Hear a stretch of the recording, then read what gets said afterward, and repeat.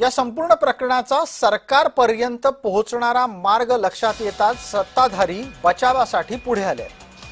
सगळ्या दोषी भोंदूबाबांना आपण जेरबंद करू असं बावनकुळे सांगतायत, तर गृहराज्यमंत्री पंकज भोयर म्हणतायत की सखोल चौकशीनंतर खरातच्या विरोधात योग्य कारवाई नक्कीच होईल।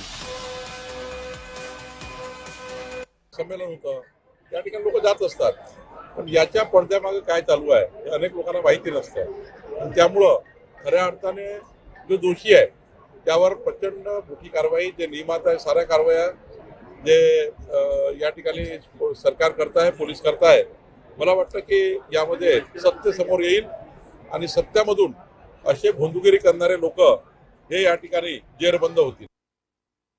गृह विभागाला जी काही माहिती मिळाली त्या अनुषंगाने त्यांना अटक देखील करण्यात आलेली आहे। याची सखोल चौकशी करून त्या संदर्भाने अंतिम कारवाई त्या ठिकाणी करण्यात येईल। चाकणकरच्या राजीनाम्याची मागणी या सगळ्या प्रकरणात होत आहे। एकंदरीतच त्यांच्या राजीनाम्याची मागणी म्हणजे तो राजकीय विषय ठरतो, परंतु ह्या प्रकरणामध्ये जे कोणी गुंतलेले असतील तर निश्चितपणे त्यांच्यावर कारवाई होईल। आता जस्ट चौकशीला त्या ठिकाणी सुरुवात झाली आहे, अजून जी काही माहिती मिळेल त्या अनुषंगाने पुढील कारवाई त्या ठिकाणी होईल।